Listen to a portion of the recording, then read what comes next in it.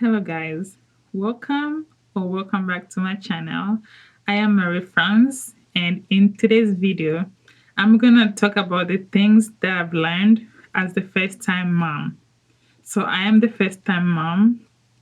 My daughter is 1.5 years old.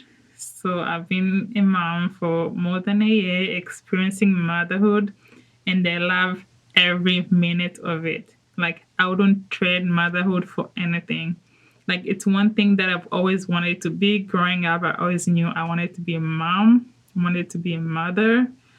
And now that I am, every bit of it, I'm grateful. I love it. I enjoy it. And I couldn't trade motherhood for anything at all.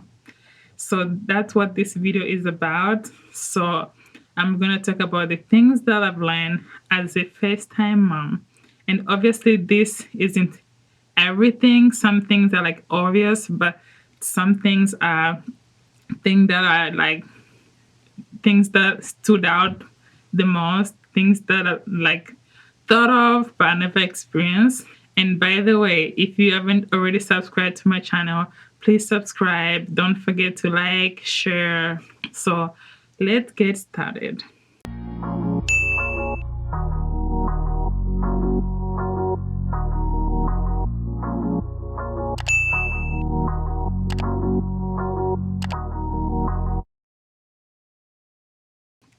So, the first thing, the love is real.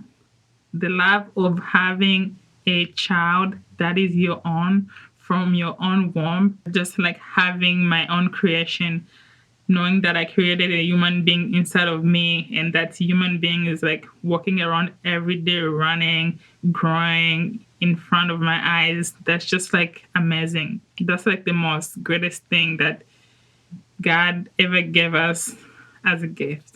So the love of just motherhood love. The second thing is you have to enjoy motherhood every minute of it. It's exhausting. It is exhausting. The job is never done. But if you just take a moment, just take a break, just like enjoy being a mother, being around your child, give them that time to just like observe them, watch them, play with them, just like create those memories. That's like the best thing ever for me. The other thing that I've learned is that you have to be prepared for the unexpected. This is no brainer. Like, no one knows tomorrow, but no one hopes for the worst. But you have to be prepared, especially for young kids getting sick, getting fever from having their vaccine, for example, just like experiencing a child throwing up or having car sickness. That's like one of the things that we've experienced. Like, that's just like the worst nightmare. You don't even want to go anywhere because you are afraid your child is going to get car sick, because that's what they've been doing being in the car. So just be prepared. And this is a different situation. Like, I always bring extra clothes, and this is not one. I bring more than two. Even in the summer, I bring like a jacket, because you never know. My child might get cold wherever we end up. I always bring like water, extra food, wipes, diapers, all these things. Like, even on a short trip, like when we go out for walks outside when it's nice, my husband is like, wow, we're just going outside to walk into the neighborhood, we don't need baby bag. I'm like, nope, you never know what's going to happen on that corner there. All this baby bag is coming with me. Anywhere the baby goes, it's there. Even if it's a short trip, I'm taking it with me, just in case anything unexpectedly. I don't have to try to rush back home to do this and that. No, it's right there with me. And the other thing that I've learned as the mother is that you will always figure it out. Like, especially in this like modern age, like 2021, we have the internet. Like, it's great if you have relations with people, your moms, your aunts, your sisters, your in-laws, whatsoever. But even if you didn't have any of that help, the internet is there. The internet provides information that are like up to date.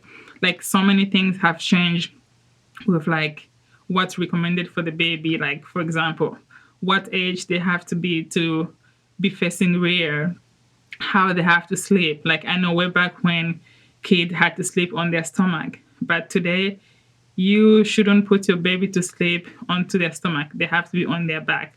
For example, like way back when kids used to sleep with stuff in their crib with blankets, but right now none of that are recommended at all. You have to make sure they're in the sleeper until they're like at least 3 or something other than that. Like for me, I wouldn't risk it at all. So yeah, you're like female relative friend, maybe a little old school, and they're telling you to do this because that's what they did. But hey, things always change according to research from like the expert. So, you know, you always figure it out. You always figure out what works best for a child, what they like to eat, their sleep schedule. Like you will figure it out because you as mama, you are doing a great job and you will figure it out. And the other thing that I've learned is don't compare your child to anyone else.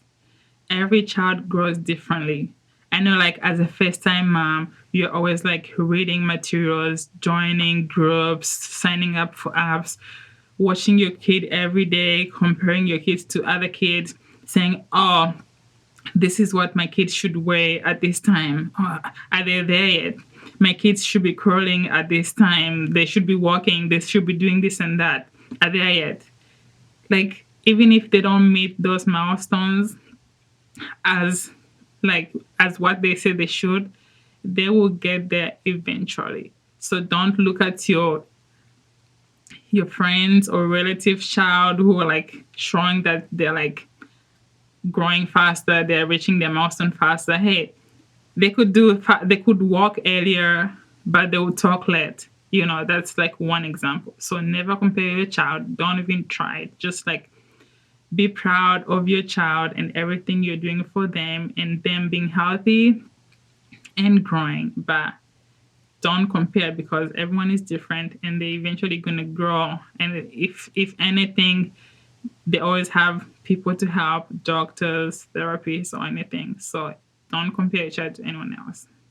And another thing is you don't think of yourself anymore. That's another thing that I've learned. Like I think about my child before anything else. And this is like their sleep schedule. I think about their sleep schedule. No matter how tired I am, I have to make sure that the child is going to sleep. If I'm out with the child, I have to make sure I'm back home for the time for the baby to sleep. If I'm not home with the baby, like I make sure like my husband saying, make sure the baby sleeps, like, you know, being a little bossy mommy. But yeah, like what they eat, what they wear, like everything I put baby first because they're the baby. They need you every minute. You are an adult. You're like you're gonna do your things later. Like baby comes first. So I always think about the baby. Appointment, always baby first before me. And the other things that I've learned is that you can't please everyone. Like, you know, being a first time mom, having a newborn baby, people are trying to tell you this and that. And if you don't listen to them or saying, oh, things have changed, I'm not going to do that, I'm going to do this, or I want to do this, like people feel a little offended because they feel like they're expert. They've been there before you. They know better. So they should, like, you should listen to them. But the truth is, like I said, you're going to figure it out. You know what works better for your child. You are the one that's around your child 24/7. They are not. No matter how much they may come to visit or call you or ask this and that, at the end of the day, you're the one who's like waking up late, having sleepless nights, taking your child to the doctors, making sure your child is warm, is, you know, fed and such. Like you can't please everyone at all. Like for example, like especially like 2020 was the tough year to have a child with the pandemic, coronavirus pandemic, like telling people to not touch your baby, telling people to not come near your baby, like people just like have everything twisted because like you as a parent, especially first time parent having a child in the pandemic, like I had a child in February. It was the pandemic, but we didn't really know until like a couple months later. So just like having that anxiety, are you gonna get sick? Is your child gonna get sick? So you're trying to do everything you could for your child to not get sick. And even if it's like telling people like, oh yeah, don't touch my baby, don't do this and that, and just even if you're right, people get it all twisted, but you can't please everyone. At the end of the day, you do what's good for you and your child, what you think is good and the child. Because if anything, you are the one who's gonna suffer for your child. So yeah, just make sure that's that. And another thing that I've learned is that your social life changes. Like it's either people stop inviting you because they're just like, oh, she has a baby, she's gonna need to take care of a baby, or like it's too much with the baby, or we don't need a baby here if she's gonna bring a baby if you don't have childcare or something like that. Or it's either people invite you to places and you just can't go because again you're thinking about the baby. Like for me, I make calculations around my baby. I'm like, oh wow, if I go there, my child gonna be having a nap at this time, so I can't go. If I go, I'm gonna have to leave early, and I don't want to go and leave my child. I want my child with me. So it's just like your social life definitely changes because you put your baby first, which you should.